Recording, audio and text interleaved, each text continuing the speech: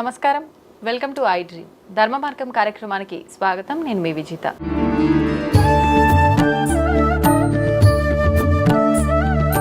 ప్రస్తుతం మనతో పాటు ఉన్నారు ప్రముఖ జ్యోతిష్యులు బ్రహ్మశ్రీ జేబీఎం కిరణ్ కుమార్ శర్మ గారు. ఇప్పుడు గురుగారితో మాట్లాడి మరిన్ని విషయాలు తెలుసుకుందాం. నమస్కారం గురుగారు. అఖండ లక్ష్మీ ప్రాప్తిరస్తు. గురుగారు, అట్ల తద్ది ఇది చాలా వరకు అన్ని ప్రాంతాల వాళ్ళు ఆచరించరేమో అని నేను అనుకుంటున్నాను. అసలు నిజంగా ఈ అట్ల తద్ది అనేది ఎందుకు ఆచరించాలి, ఆ రోజు చేయాల్సిన కార్యక్రమాలు ఏంటి, అవన్నీ కూడా తెలియజేయండి. అంటే ఒకటేంటంటే అట్ల తద్ది విశిష్టత ఫస్ట్ మనం తెలుసుకునే ముందుగా ఎవరు చేస్తారు, అసలు ఇది ఎవరు చేస్తారు అనే విషయం కనుక్కుంటే పెళ్ళైనటువంటి మొదటి సంవత్సరం తప్పకుండా చేయాల్సినటువంటి వ్రతం. అంటే ఒక్కొక్క ప్రాంతంలో ఒక్కొక్క రకమైనటువంటి వాయనాలు ఉంటూ ఉంటాయి. కొన్ని ప్రాంతాల్లో మొంటె వాయనం అని, అంటే చిన్న చిన్న చేటలు ఉంటాయి. చేటలు ఇది మనం బియ్యం చెరిగేటువంటి చేటలు ఉంటాయి. కొన్ని ప్రాంతాల్లో చేటలు ఇస్తుంటారు. కొన్ని ప్రాంతాలలో మీరు తప్పకుండా ఈ అట్ల తద్ది వాయనం అంటే పెళ్ళైనటువంటి మొదటి సంవత్సరంలోనే 16 రోజుల పండుగ లోపలనే చేస్తారు. అంటే అమ్మాయి అత్తగారింటికి వచ్చేసిన తర్వాత, అంటే 16 రోజుల పండుగ అయిపోయిన తర్వాత అమ్మాయి కాపురానికి వచ్చిన తర్వాత ఫస్ట్ వీక్ లోనే పౌర్ణమి ముందుగా చేయాలి. ఒక పౌర్ణమి ఉంటే పౌర్ణమి ముందుగా, లేదు వచ్చే మాసంలో పౌర్ణమి ఉంటే పౌర్ణమి ముందుగా చేసుకోవాలి. నెక్స్ట్ మంత్ పౌర్ణమి అంటే తప్పకుండా ఆ మాసం లోపల తప్పకుండా ఈ అమ్మాయి అట్ల తద్ది వాయనాలు, అట్లు వాయనాలు ఇవ్వాలి. ఏ తిథి చూసుకొని చేయాలి? దాదాపుగా ఒకటేంటంటే దాదాపుగా చాలా మంది తది అనే తీసుకుంటారు. తద్ది అంటే తదియ అంటే శుక్లపక్ష తదియ చాలా ఇంపార్టెంట్. కొంతమంది బహుళ తదియలో కూడా ఇస్తుంటారు. సో కానీ శుద్ధ తదియ మందు అంటే తప్పకుండా మీకు ఉదయం పూట మాత్రం, అంటే పౌర్ణమికి ముందు రోజు వచ్చేటువంటి తదియ రోజే విశిష్టంగా ఉంటుంది. ఆ రోజు మాత్రమే ఈ యొక్క విశేషమైన కార్యక్రమాన్ని చేయాలి. ఇక్కడ మనకి ఈ మాసంలో మనకి చూసినప్పుడు ఆశ్వయ మాసంలో బహుళ తదియ, అంటే ఆశ్వయ మాసంలో బహుళ తదియ చాలా మందికి ఇది విశేషంగా ఏంటంటే కార్తీక మాసంలో చేస్తుంటారు. అంటే కార్తీక మాసంలో ఎక్కువ మంది వాయనాలు ఇస్తుంటారు. అంటే పెళ్ళైన తర్వాత 5 ఏళ్లకి 7 ఏళ్లకి, కొంతమంది ప్రతి సంవత్సరం కూడా ఇచ్చుకొని 11 సంవత్సరాలు కూడా ఈ యొక్క అంటే వాయనాలు ఇచ్చడం, అంటే 11 ఇయర్స్ వరకు ఇస్తూ ఉంటారు. అంటే ఇంటికి ఉండేటువంటి సంప్రదాయాన్ని బట్టి ఇస్తూ ఉంటారు. ఇది ముఖ్యంగా నాకు తెలిసినంత వరకు ఉభయ గోదావరి జిల్లాలోను, తర్వాత మనకి రాయలసీమ కొన్ని ప్రాంతాల్లోనూ, తదుపరి మనకి విజయవాడ కొంత ప్రాంతాల వరకు, అంటే ఈ ప్రాంతాల వరకు మాత్రమే ఈ అట్ల తద్ది వాయనాలు ఎక్కువగా ఉంది. మిగతా ప్రాంతాల్లో చాలా తక్కువ, అంటే అట్ల తద్ది వాయనం చేయరు. తెలంగాణ వైపు ఇటువంటి అట్ల తద్ది వాయనాలు చేయరు. అయితే ఇక్కడ చేసేటువంటి వాయనాలు వేరు, మొంటి వాయనాలు అంటారు. అంటే చేటలు అన్నారు కదా, అందులో ఏం పెట్టి ఇవ్వాలి. అయితే ఇక్కడ ఆ అమ్మాయి 11 మంది ముత్తైదువుని పిలవాలి. అంటే పెళ్ళైనటువంటి ఆడపిల్ల 11 మంది ముత్తైదువుల్ని పిలుచుకొని, అంటే పెళ్ళైనటువంటి ముత్తైదువుని పిలుచుకొని ఆ ముత్తైదుల ద్వారా అందరు ఒకేసారి కూర్చోబెట్టి అందరికీ తను స్వయంగా అట్ల పిండి కలిపి అట్లు పోసి పెట్టాలి. ఒక్కొక్కరికి 11 అట్లు పెట్టాలి. ఒక్కొక్కరికి 11 అట్లు 11 మంది పెట్టాలి. సో వారు తినేదాన్ని బట్టి చిన్నగా పెద్దగా చేసుకునే అవకాశం ఉంటుంది. అది 11 మంది పూర్తిగా తినాలి, ఒక్క ముక్క కూడా మిగిలించకూడదు. అందుకే చిన్న చిన్నగా వేసుకుంటుంటారు. ఎందుకంటే అప్పట్లో పెద్ద పెద్దవే అట్లాంటి పెద్దవి, ఇప్పుడు అంటే ఇంత వేస్తున్నారు, గరిట వేస్తే ఎక్కువ అవుతుంది. కాబట్టి ఆ 11 అట్లు కూడా తినాలి. ఎప్పుడు చేస్తారంటే దానికి గౌరీ పూజ ఉంటుంది. ముందుగానే అట్ల తద్ది వ్రతం ఉంటుంది. గౌరీదేవి వ్రతాన్ని బ్రాహ్మణ్ణి పిలిచి గౌరీదేవిని ఆవాహనం చేసి గౌరీదేవి వ్రతాన్ని చేసుకోవాలి. అమ్మవారిని అంటే పసుపు గౌరమ్మని పూజ చేసుకొని అమ్మవారిని ఆహ్వానం చేసి శ్రీ మహాగౌరీదేవతాయ నమః నిత్య సుమంగళి యోగ్యతా ప్రసిద్ధ్యర్థం, సకల సౌభాగ్య యోగ్యతా ప్రసిద్ధ్యర్థం, సత్సంతాన ప్రాప్త్యర్థం మేము ఈ యొక్క అట్ల తద్ది వాయనాన్ని గౌరీదేవత ప్రియత ఈ వాయనం చేస్తున్నాము. అంటే అట్ల తద్ది వాయనం కరిష్ట అని చెప్పి చెప్తుంటారు. దాని కథ కూడా ఉంటుంది, ఒక అమ్మాయి యొక్క కథ కూడా ఉంటుంది. ఆ కథను చదువుకున్న తర్వాత ఆ ముత్తైదులందరికీ కూడా ఈ వాయనం అట్లు వేసి అట్లు వెంటనే పెట్టాలి, వాళ్ళు పూర్తిగా తినాలి. ఆ తదుపరి దానికంటే ముందు వీళ్ళకి అట్లు వాయనం ఇచ్చేటువంటి ముందు వీళ్ళకి 11 మంది మహిళలకు కూడా కాళ్ళకి పసుపు రాసి పారాన్ని పెట్టి వాళ్ళకి పసుపు పెంచి, ఒకవేళ వీలైతే ఇవ్వగలిగితే వస్త్రం, అంటే వాళ్ళకి యోగ్యవంతమైనటువంటి వాళ్ళు కట్టుకోగలిగే వస్త్రాన్ని ఇచ్చి అక్కడ వాళ్ళు కట్టుకోవాలి. వాళ్ళు కట్టుకొని అక్కడ అమ్మవారి లాగా, అంటే 11 మంది అమ్మవారి లాగా వాళ్ళు కూర్చొని అక్కడ అమ్మవారుతారు. మా స్వామి 11 మందికి పెట్టలేకపోతే ఏమిటి, అందరికీ శక్తి ఉండదు కదా. మరి శక్తి ఉన్న వాళ్ళు ఏం చేయాలి అంటే శక్తి లేని వాళ్ళందరూ కూడా తప్పకుండా కనీసం 3కి పెట్టాలి. అంటే వాయనం అనేది ఒక ఇంటి ఆచారం అనేది పడగొట్టుకోవడానికి అవకాశం లేదు. తప్పకుండా ఆ ఇంట్లో ఏ ఆచారం ఉంటుందో ఆ ఆచారాన్ని తప్పకుండా ఫాలో అవ్వాలి. సో కాబట్టి ఆ ఆచారాన్ని పాటించినప్పుడే మనకి సమస్త శుభయోగాలు పొందుకునే అవకాశం ఉంటుంది. కనుక తప్పకుండా మనం అట్ల తద్ది వాయనాన్ని ఇంటి ఆచారంగా పాటించాల్సిందే. కనీసం 3కైనా సరే వస్త్రం ఇవ్వకపోయినా ఒక రవిక ముక్కైన వారికి తాంబూలంలో ఇచ్చేసి వాడిని కూర్చోబెట్టి అట్లు వాయన తీసి ఎందుకు ఇవ్వాలి అంటే సకల సౌభాగ్యాలు, అష్టలక్ష్మి అన్యోన్య దాంపత్యము, పుత్ర పౌత్రాభివృద్ధి, ఇన్ని కారణాల కొరకు 11 మంది ముత్తలు పెడతారు. లేదా ముగ్గురినే కూర్చోబెట్టి ముగ్గురులో 11 మందిని పూజించవచ్చు మనం. సో అలా చేయడం వల్ల మనకి సమస్తమైన శుభయోగాలు కలుగుతాయి, దరిద్రం నుంచి బయటపడే అవకాశం. అయితే ఆశ్వయుజ మాసంలో ఇది మనకి బహుళ పక్షంలో తదియ రోజు వస్తుంది. యాక్చువల్గా ఇది పౌర్ణమి ముందుగా వచ్చేటువంటి తదియ రోజు చేసుకోవడం ఉత్తమంగా చెప్పబడుతుంది. కానీ ఆశ్వయుజ మాసంలో మనకి ఆశ్వయుజ మాసంలో బహుళ తదియ రోజున మనకి అంటే కార్యక్రమం వస్తుంది. అది కూడా మనకి దసరా అయినటువంటి మనకి తర్వాత వచ్చేటువంటి తదియనే మనకి అట్ట తద్దిగా మనం చెప్పుకుంటుంటారు. 19వ తేదీ మనకి శనివారం రోజున ఈ కార్యక్రమం మనకి వస్తూ ఉంటుంది. యాక్చువల్గా చాలా మంది కార్తీక మాసంలో చేస్తారు.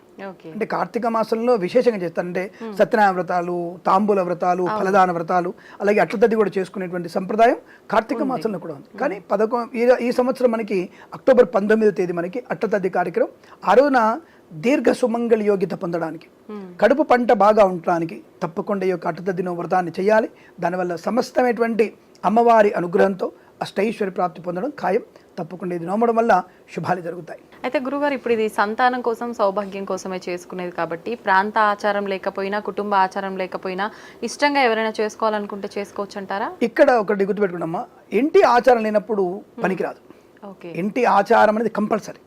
ఇప్పుడు సపోజ్ మా సోదరి ఇంట్లో ఉంది, మా సోదరి ఇంట్లో సత్యనారాయణ వ్రతం ఆచారం లేదు, అలాగే వాడికి ఈ సీమంతం ఆచారం, గర్భోజన సీమంత ఆచారం రెండు కూడా లేవు. తెలంగాణ ప్రాంతంలో ఎట్టి పరిస్థితుల్లో కూడా సీమంతాచారం లేని ఇల్లు ఉండదు. కానీ కొన్ని ప్రాంతాలలో అంటే మా అక్కయ్య వాళ్ళ ఇంట్లోనే సీమంత ఆచారం లేదు. సో కాబట్టి ఎందుకు లేదంటే వాళ్ళు 3 తరాల వాళ్ళ చేసి అనుభవించారు. అంటే నెగిటివ్ ఇన్ఫర్మేషన్ వచ్చేసి వారికి ఇబ్బంది కలగడం వల్ల 3 తరాల వాళ్ళు పరిశీలించి వద్దు మన ఇంట్లో 3 తరాల నుంచి లేదు, అది ప్రమాదం ఇండికేషన్ చేస్తూ ఉంటుంది. కానీ ఇంట్లో ఆచారం లేనప్పుడు పాటించకూడదు అనేది ఈ సంప్రదాయం చెప్తుంది. శాస్త్రము ప్రధానమైనది, ఆచారం ముఖ్యమైన ప్రధానమైనది. కాబట్టి ఆచారమే మనకు వ్యవహారంగా ఉంచుకోవాలి తప్ప శాస్త్రంతో ఫాలో అవుతూ ఆచారాన్ని తప్పకుండా పాటించాలి. కాబట్టి ఆచారం లేని ఇంట్లో ఎటువంటి వాయనాలు అనేవి పెట్టుకోకూడదు, అది ప్రమాదాన్ని దారితీసే అవకాశం ఖచ్చితంగా ఉంటుంది. మన అంటారు ఎంత అంటారు మంచిదే కదా, అట్లా 10 మందికి ముత్తైదులకి పెట్టుకోవడం మంచిదే కదా, అట్లే ఎందుకు వేయడం ఎందుకు, హాయిగా పిలిచి టిఫినే పెట్టేసి వారికి బట్టలు ఇచ్చేయచ్చుగా.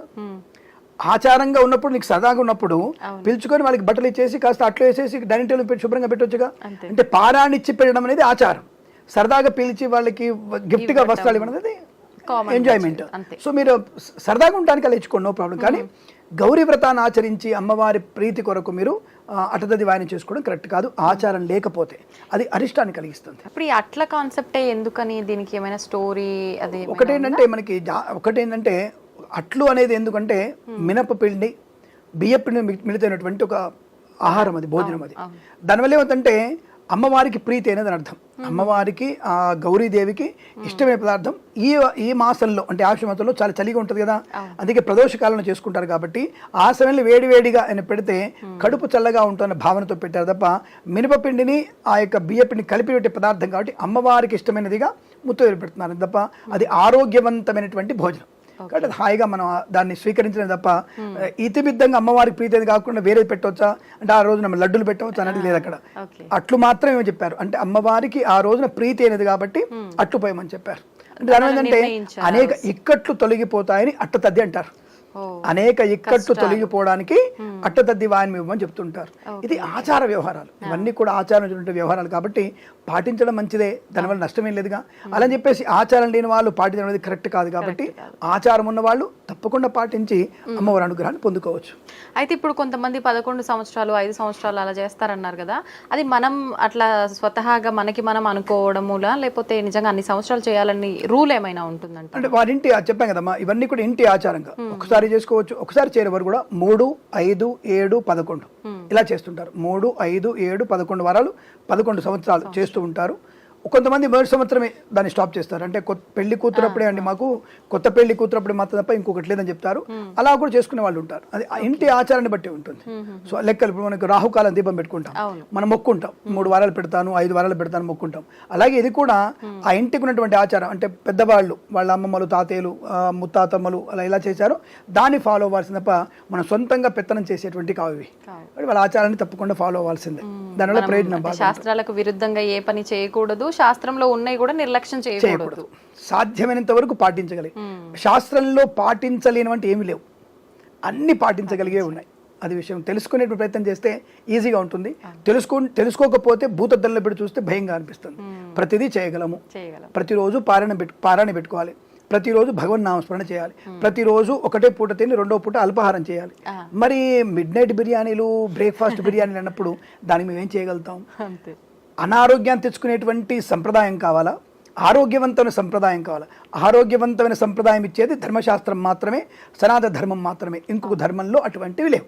మీరు చూసుకోండి, వేరే ధర్మంలో అవి లేవు. నేను నిక్కచ్చిగా చెప్తాను, ఎందుకంటే లేని వాటి గురించి కొత్తగా ఎందుకు చెప్పాలి? నేను నా ధర్మంలో అర్ధరాత్రి తర్వాత తినమని చెప్పలేదు. అర్ధరాత్రిలో తినమని చెప్పలేదు. 7 తర్వాత భోజనం మనకి పనికిరాదు, పాలు తాగడం పనికిరాదు, నీళ్లు తప్ప. సనాతన ధర్మంలో 7 తర్వాత పాలు తాగడం పనికిరాదు, 7 లోపల భోజనం చేయాలి. మరి వేరే దాంట్లో ఉన్నప్పుడు అర్ధరాత్రిలే భోజనాలు ఉన్నాయి, అపరాత్రిలే భోజనాలు ఉన్నాయి. కాబట్టి ప్రకృతి విరుద్ధంగా వెళ్ళేటివి కొన్ని మతాలు అయితే, ప్రకృతితో ఉండేటువంటి ధర్మం సనాతన ధర్మం. కాబట్టి మనం ధర్మశాస్త్రం చెప్పినవన్నీ పాటించగలం. అది ఆరోగ్యవంతమైనవి, ఐశ్వర్యాన్ని కలిగించేవి. కాబట్టి అది పాటించే ప్రయత్నం చేయండి. సుఖం ఉంటుంది, సంతోషం ఉంటుంది. గురుగారు, భగవంతుడి అనుగ్రహం పొందాలి అంటే ఆలయాలకు వెళ్ళడము, పుణ్యక్షేత్రాలకు వెళ్ళడము, క్షేత్రాలను దర్శించడము, ఇవన్నీ చేస్తేనే ఆయన అనుగ్రహం పొందొచ్చు అంటారా? ఇవన్నీ చేయకపోయినా పొందే మార్గం ఏదైనా ఉందా?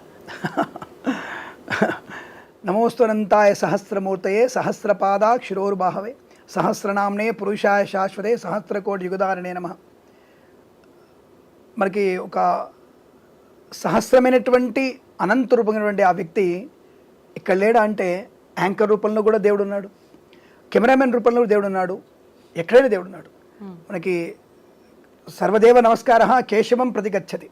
ఎలాగైతే నదులన్నీ కూడా వెళ్ళి సముద్రంలో కలుస్తున్నాయో, మనం పెట్టేటువంటి ప్రతి నమస్కారం కూడా కేశవుడికే చెందుతుంది. సర్వదేవ నమస్కార కేశవం ప్రతిగచ్చతి. మరి కాబట్టి ఇప్పుడు మీలోనే దేవుడు చూడవచ్చు, మీలోనే అమ్మవారిని చూడవచ్చు. అంటే ఒక రూపంతోనే మనకి భావన కాదు ఇక్కడ. అంటే మీలో ఉన్నటువంటి నేను ఆత్మ చైతన్యాన్ని సందర్శించే ప్రయత్నం చేయాలి. అది మనకి బాహ్యమైనటువంటి రూపంతో చూసి ఒక రకమైనటువంటి భావోద్వేగంతో ఉన్నాం మనం. సో ఈ మతం అని ఆ మతం అని చెప్తుంది, ఇక్కడ దానికి అక్కడ లేదు. ఇప్పుడు ఎక్కడైనా సరే ప్రతి వ్యక్తి నుంచి కూడా ఇక్కడ కూర్చొని నిరామయంగా పూజించడం చెప్తుంది. విగ్రహారాధన లేదన్న విషయం వాస్తవం. మనకి అసలు హిందూ ధర్మంలో విగ్రహారాధన లేదు మనకి. ఇందాక ఈ ప్రశ్నకు సమాధానం అదే. దేవాలయానికి ఎందుకు వెళ్తున్నాము అనేటువంటి భావన అదే. విగ్రహారాధన లేదు. కానీ ఎందుకు వచ్చింది అంటే, కలిపురుషుడి యొక్క మాయా ప్రపంచంలో ఉన్నాం మనం. కలిపురుషుడి యొక్క మాయా ప్రపంచంలో ఉన్నప్పుడు మనకేంటంటే 2 నిమిషాలు మనం కూర్చోగానే మనలో అనేక రకాల భావనలు బయటికి వచ్చేసి మనల్ని ఏకాత్మ భావన నుంచి బయటపడేస్తుంటారు. ఏకాత్మ భావన అంటే ఏమిటి? భగవంతుని చేరుకోవడానికి. అందరం కూడా భగవంతుడు చేరుకోవడానికి చచ్చిపోతామా? భగవంతుడు చనిపోవడం కాదయ్యా నాయన, భగవంతుల్లో లీనమవ్వడము.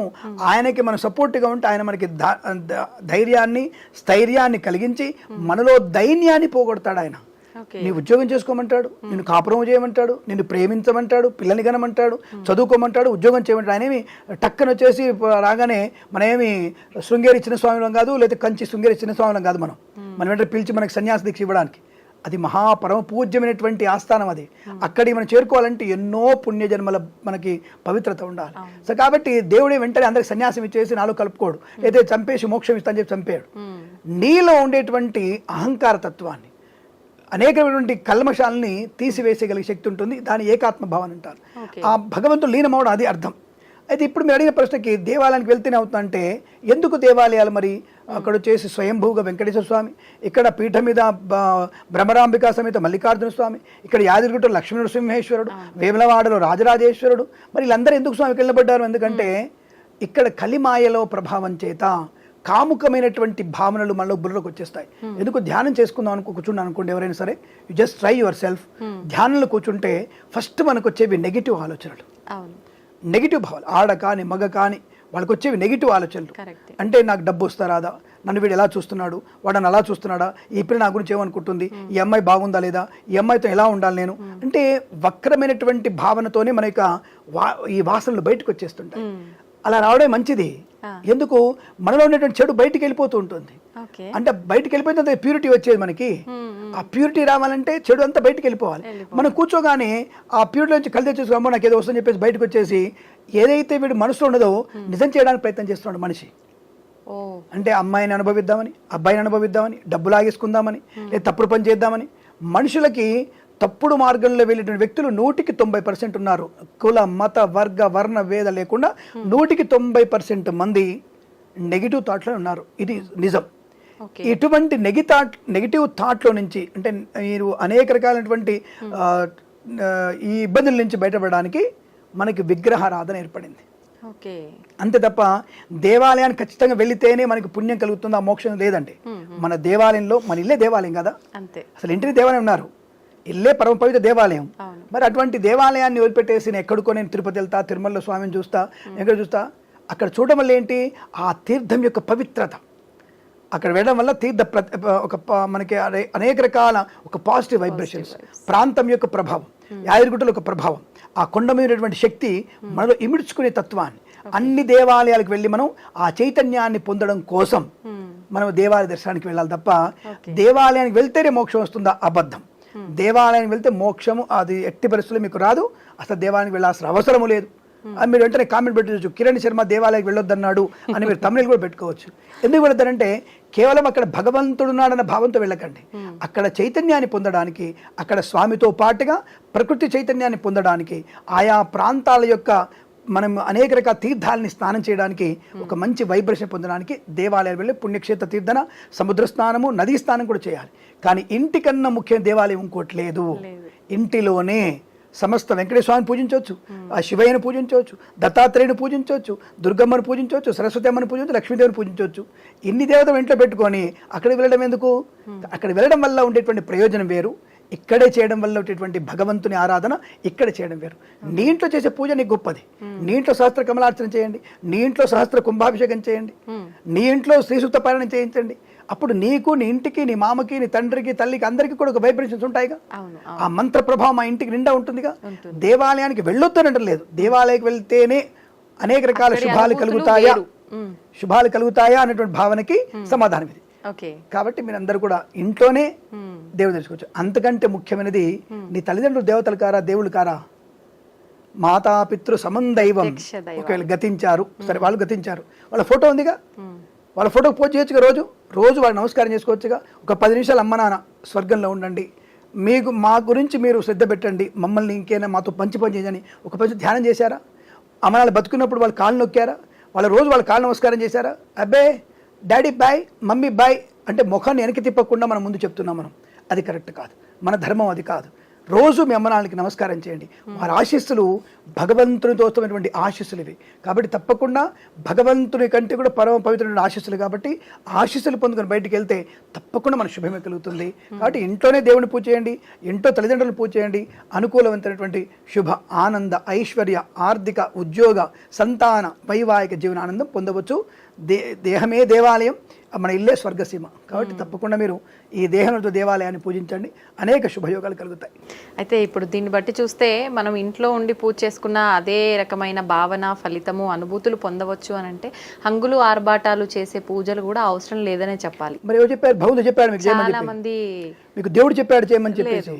కానీ ఆయా ప్రాంతాల్లో మీకు బ్రహ్మోత్సవాలు కొన్ని సందర్భాల్లో శతఘటాభిషేకం, అలాగే శతరుద్రాభిషేకం అని చేయడం వల్ల ఏమిటంటే లోక కళ్యాణం కోసం. ఇప్పుడు అందరు కూడా చేసుకోలేరుగా, ఇంట్లో దేవాలయం ఉంది, ఇంట్లో దేవాలయం చెప్తున్నావు, సరే చేసుకుంటున్నావు, 10 రూపాయలు పిలిస్తే వచ్చాము, పిలవకుండా కిరణ్ శర్మ వచ్చి పూజ చేయమని చెప్పండి. ఒకసారి మొహమాటానికి పోన్లే యాంకర్ గారు పిలిచారని చెప్పేసి ఒకసారి వస్తాడు, 2సారి పిలిస్తే ఎందుకు వస్తాను, ఏమ్మా ఫ్రీగా రానమ్మా, నా వల్ల కాదు తల్లి, నేను కూడా పూజలు డబ్బులు తీసుకుంటా అని చెప్తాం. అలా డబ్బులు లేకుండా చేసే వాళ్ళు ఎవరు ఉంటారు అక్కడ? కాబట్టి లోక కళ్యాణం కోసం శతఘటాభిషేకం, శతరుద్రాభిషేకం, మహావిష్ణు యాగం, మహాసుదర్శన యాగం, మహాచండీ యాగం అనేటువంటివన్నీ కూడా ఏర్పడ్డాయి. ఆయా ప్రాంతం చేసేటువంటి ప్రతి పూజ కూడా లోక కళ్యాణం కోసం ఉపయోగపడుతుంది. కాబట్టి అక్కడ ఆ స్వామి వారికి అయినటువంటి అంగు ఆర్భటాలు ఆయనకి చేయాల్సిందే. ఆ సేవ, అది సేవ, ఆ సేవ చేసుకోవచ్చు. ఇప్పుడు అక్కడ బీదవాడు 10 రూపాయలు ఇవ్వగలుగుతాడు, ఉన్నవాడు 100 రూపాయలు ఇవ్వగలుగుతాడు. బీదవాడు ఇచ్చిన 10 రూపాయలతో పూలు వస్తాయి, గొప్పవాడి 100 రూపాయలతో పూలు వస్తాయి. ఆ 2 పూలు కట్టి అక్కడ మంటపం ఏర్పాటు చేస్తారు, స్వామివారికి తలంబ్రాలు పెడతారు, జీలకర్ర పెడతారు, లేకపోతే ఇంకా రుద్రాభిషేకం చేస్తారు, సుదర్శనయాగం చేస్తారు, కట్టె పెడతారు. అంటే ఒక సమిధ అవుతారుగా. అంటే బీదవాడిచిన 10 రూపాయలతో 2 సమిధలు వచ్చాయిగా, లేదా ఒక గరిటె నెయ్యి అవుతాయిగా 10 రూపాయలకి. కాబట్టి వీడి పాత్ర ఎంతో ఉన్నవాడు పాత్ర కూడా అంతే. ఇక్కడ వాడికి ఉన్నోడు గొప్పడం తెలియదు కాబట్టి అక్కడ దేవాలయం జరిగేటువంటి మహాకుంభాభిషేకాలు, మహాయాగాలు ఇవన్నీ కూడా లోక కళ్యాణం కోసం కాబట్టి అక్కడ అంగు ఆర్భాటం తప్పకుండా ఉండాల్సిందే. ఎందుకు ఆయా సందర్భంలో ఆ స్వామివారిని మనం గొప్ప కీర్తించడం. ఇప్పుడు ఇంతమంది పురోహితులు ఉన్నారు, ఎందుకు ఐ డ్రీమ్లో కిరణ్ శర్మనే కూర్చున్నాడు ఇక్కడ? నాతో పాటు కొంతమంది ఉండొచ్చు. ఎందుకు కూర్చొని ప్రత్యేకత ఏంటి? ఏదో రెండు మంచి విషయాలు చెప్పగలడు అని ఒక ప్రత్యేకత ఉంది కదా. ఆ ప్రత్యేకత ఉంది కాబట్టి నాకు ఈ ఆర్భాటం హంగు పెట్టారు, నేను వీడియోలో చూపిస్తున్నారు, ఇది 10 మంది నచ్చిన వాళ్ళు వింటున్నారు. అంటే ఒక ప్రత్యేకత సంతరించుకునేటువంటి తత్వం. అక్కడ కూడా కుంభాభిషేకాలు ఇవన్నీ కూడా తప్పకుండా అక్కడ అంగు ఆర్భాటం కావాలి. అది చేయడం వల్ల కూడా లోక కళ్యాణం కోసమే. అంగు ఆర్భాటం చేసిన పూలమ్మేవాడికి, కర్రలమ్మేవాడికి, నెయ్యమ్మేవాడికి, బాలవాడికి, గొల్లవాడికి, బ్రాహ్మడికి, మాల, మాదిగ, కుమ్మరి అందరికీ అక్కడ పని ఉంటుంది. అంటే దానివల్ల లోక కళ్యాణం జరుగుతుందిగా. అక్కడ ఒక కులం వాడికి ఏం ప్రయోజనం లేదు, ఒక కులం వాడికి నెగిటివ్ లేదు. కాబట్టి అక్కడ లోక కళ్యాణం ఇలా జరుగుతుంది. అలాగే ఆ మంత్రం వైబ్రేషన్ వల్ల, హోమ ధూమం వల్ల ఇవన్నీ కూడా లోకం చల్లగా ఉంటుంది, మంచి వర్షాలు పడతాయి, మంచి పంటలు పడతాయి, అందరూ భోజనం చేయగలుగుతారు కదా. ఈ కారణం చేత అక్కడ మీకు అటువంటి అంగు ఆర్భటాలతో తప్పకుండా చేయాల్సిందే. అయితే ఇప్పుడు గురుగారు మీరు ఇందాక సేవ అన్నారు కదా, అక్కడ చేసేది నాకు ఒక క్వశ్చన్ అడగాలనిపించింది. భగవంతుడికి సేవ చేస్తే ఎక్కువగా ఫలితం ఉంటుందంటారా, లేదంటే పూజ చేస్తే ఎక్కువ ఫలితం ఉంటుందంటారా? ఇక్కడ మనకి కృష్ణుడి యొక్క కథ చెప్పాలి. మీకు మహాభారతంలో మనకి యుద్ధం అంతా అయిపోయింది, అందరూ కూడా ఎవరి స్థానంలో ఉన్నారు. కౌరవుల నుంచి వీళ్ళకి అది యొక్క మొత్తం ఆ యొక్క సామ్రాజ్యం అంతా మన పాండవులకు వచ్చేసింది. వచ్చిన తర్వాత ఒక ఇలాగే గెట్ టుగెదర్ పెట్టుకున్నారు. గెట్ టుగెదర్ అవుతోంది, అందరు భోజనం చేశారు. ఇక ధర్మరాజు అందరూ కూడా ఒక దగ్గర కూర్చొని తాంబూలం వేసుకొని కూర్చొని వాళ్ళు సేద తీరుతున్నారు, ఎంజాయ్ చేస్తున్నారు. ఇంతలో ఒక ఆయన వచ్చేసి, విదురుడు వచ్చేసి, అదే కృష్ణుడు ఎక్కడ పోయినాడు, కృష్ణుడు కనిపించట్లేదు, కృష్ణ పరమాత్మ అని అడుగుతుంటే ఆయన రుక్మిణిదేవి చెప్తుంది, ఆయన విస్తలు తీసి అక్కడ బయటపడేస్తున్నారండి, శుద్ధి చేస్తున్నారు. అందరూ అయ్యో అదేంటి అపచారం, మా విస్తలు ఎత్తుతున్నావు అంటే, ఎప్పుడైతే మనము తినడం కోసం భోజనం పెట్టి వడ్డించేవాడు ముఖ్యం కాదు, ఎవరైతే అది శుద్ధి చేసిన వాడికే పుణ్యబలం ఎక్కువగా ఉంటుంది. ఎవరైతే గోవుతో పాలు పిండి పాలతో నైవేద్యం చేసిన వాడికి కాదు, గోవుని కాపాడేవాడికి, గోసేవ చేసేవాడికి, గోశాల శుభ్రం చేసిన వాడికి పుణ్యం ఎక్కువ వస్తుంది. కాబట్టి నైవేద్యం లేకుండా భగవంతుడు ప్రీతి అవ్వడు, గోసేవ చేయకుండా గోవు సరిగ్గా నిలబడదు.